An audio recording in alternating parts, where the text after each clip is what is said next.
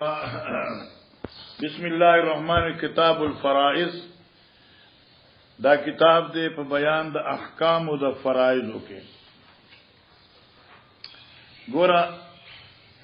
فرایض د فریضه جمع ده او فریضه د فرض نه ده او فرض کوم دی هغه اندازي مقدره کوي چې هغه د الله طرفنا مقدره ده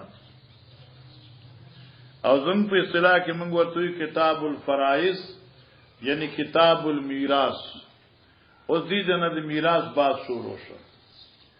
او میراث ته فرایض ولي وي دې وجنا چې د میت ورثه په درې قسم دي اصحاب الفرائض اور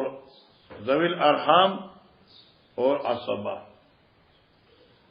اصحاب الفرائض هغه خوش قسمت او دولسو ته وي چې داغي برخه قران عظیم ذکر کړی دا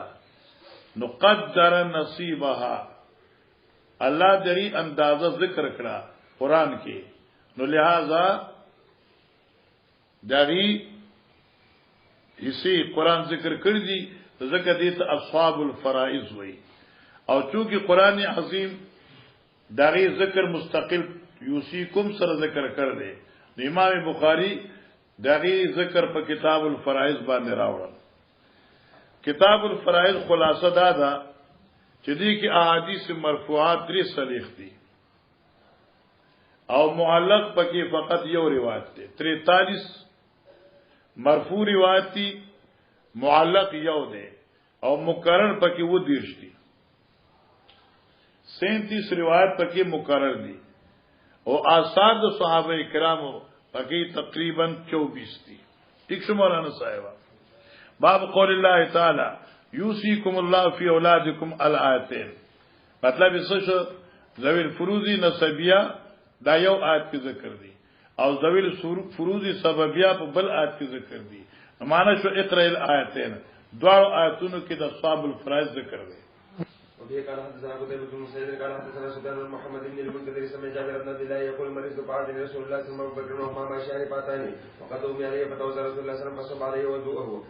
فقلت يا رسول الله صلى الله عليه وسلم كيف أصنع في مالي كيف أقضي في مالي فلم يجدني بشيء حتى نزلت آية الميراث باب تعليم الفرائض وقال كتب من تعلموا قبل الظن يعني الذين يتكلمون بالظن ګوره تعلیم الفرائض یعنی امر په ذکر د فرائض سره بلکې علما ذکر کوي عقاید نرستو چې کوم علم زیات اهم دی او چې اجزا کړی شي هغه ته علم المیراث وي او فقابه چې چا سراجی شریفیه ویلا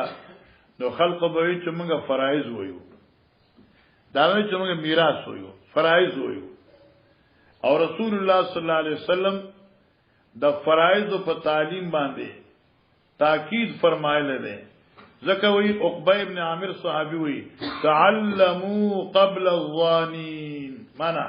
ازدکه دا علم د فرایضو مخکې دراتلو د ګمانیانو نه الظانین د ظن نه دي چې ګمانیان چې کله راځي نو غي نه مخکې علم ازدکه او ګمانیان څوک دي په خپل دوی فرمای یعنی الذين يتكلمون بالظن هغه خلک چې خبرې په ځوان کوي معنی څه شو ګوره چې کله قران او د حدیث علم در سخی نو ته یتکلم بالقران والحدیث او دا امور یقینیه دي اگر شیخ محترم به انه من اجل البدیات یعنی مسئله توحید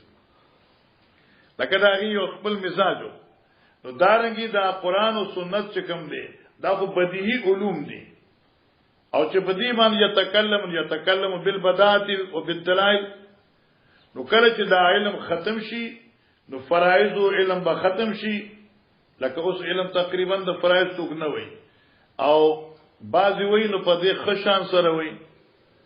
او دی خو په پنجاب کې بغوی سیف دی نو دغه د علم میراث هغه بالکل آسان دی او تقریبا چې هغه طریقې سره تیار کی انو سره ډیر ښه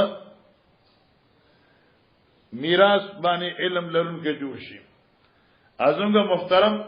هغه په دې سراجی چې کوم دنه په د پښتو په اشعارو کې جوړه کړی او چې هغه دې ځکه نو ماشاءالله ستا علم به اضافه وکي امانه دا شو الذين يتكلمون بالظن ګمانیانو پسې مزه خدن سره میراث د بینک والوم راځي دا بینک والے دوی چې سره مرشي کنه ار دوی منتقل کی اعلی چغه تقسیم کې ډیر سوزو کسان دي پلار دي مور دا لونه دي پلان ځکه نو باقاعده فرایض تقسیم کړي جی وفي قال حدثنا موسى بن اسماعيل قال حدثنا وهب قال حدثنا مطاوس عن ابي هريره رضي الله عنه قال قال رسول الله صلى الله عليه وسلم يقوم ظن بين ظن يكتب الحديث ولا تحسسوا ولا تجسسوا ولا تباغضوا ولا تدابروا وكونوا عباد الله اخوانا وبقول النبي صلى الله عليه وسلم لا نورث ما تركنا صدقه لا نورثو زمنګ نه میراث نه وړل کی کم مال چې زمنګ پاتې شوی دی دا د امت لپاره خیرات دی جی وبه قال حدثنا عبد الله بن محمد قال حدثنا هشام قال اخبرنا معمر بن زهير عن عائشة رضي الله عنها وعنهم ان فاطمه والعباس يا ابا بكر يتمسان ميراثهما من رسول الله صلى الله عليه وسلم وهما يومئذ تطلبان ارضهما او دی په دغه وخت طلب کو د خپل غزمکو من فدکن د فدکنا د خیبر علاقه وا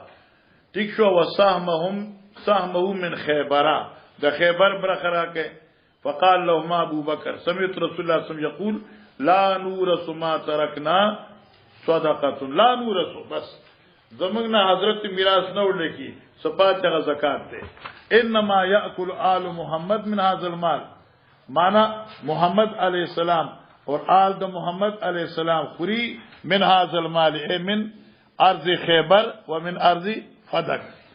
قال ابو بکر والله لا ادو امرا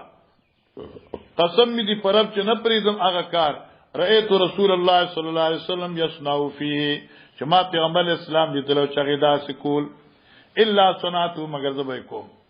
قاضي فهجرته فاطمه فلم تكلم حتى مات په دې باندې مخکې باس کړ دې او فهجرته فاطمه حضرت فاطمه ته خفشوا نو اے طبيعتن به ملاقات نکاو دا مراد نه چې بالکل هجران کړو چې کوم شرعن معنی دی لکه موږ وی چاته فاطمه زمونږ د پاک نبی بچی دا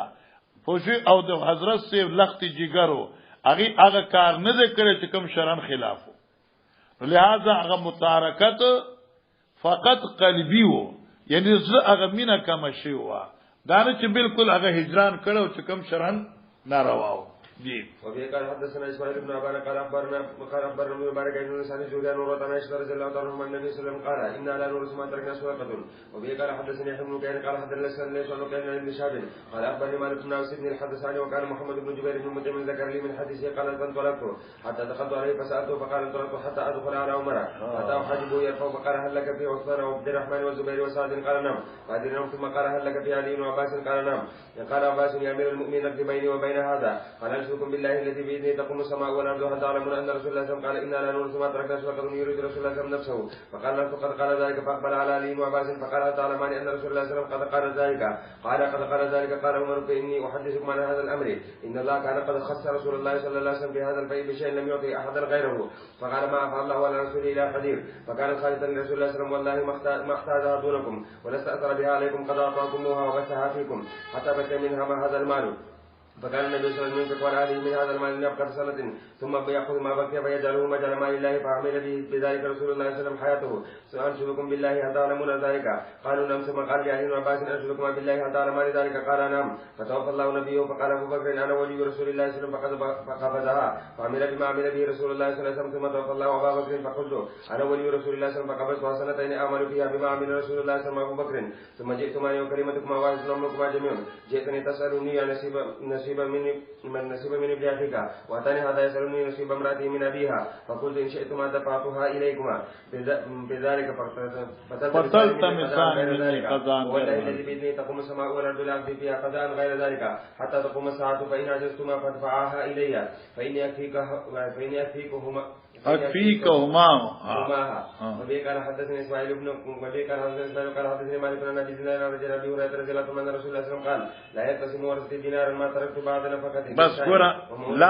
نبی علیہ السلام فرمایلو لا يقسم ورثتي دینارا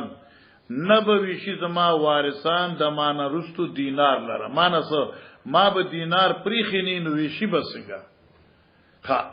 دا یو جمله شو وی ما ترکت بعد نفقت نسائی و مؤونت عاملی فو صدقه نمی ده پریخه هاگه مال چې پس د خرچی د بیبیانو زمانه هغه مال چې پس ته خرچي د غلامانو زمانه نو خیرات دی چې د خرچي د بیبيانو د غلامانو ته وباسي نو خیرات شو 1 روپۍ د میراث پاتې نشو نو سوي شي سبحان الله. اوس ګوره اسی یو مثال دی زمونږ حضرات بعضی وخت کې وای نبی علی السلام حیات دی موږ وی حیات دی خو برزخی او دلیل دا چې د حضرت سے میراث نه وشل کیږي هغه یو ټکی دی ذکر کوي حالانکه دا قران ته وګوره حدیث ته وګوره میراث ځکه نه وشل کیږي چې میراث شی پاتې نه دي سبب وشل کیږي. شاه صاحب د گجرات کله وفات شکنه ادمګه جنازې لته آینه مخکې ته د پنجاب کې یو پیر بم پړ شو نورو سودای د مر نورو سودای د اولاد په میراث جګړه وا دا بنگله زما او دا زما ضیاء الله شاه سے د خسته خبره کړې وا وې زمام پلار پیرو کنه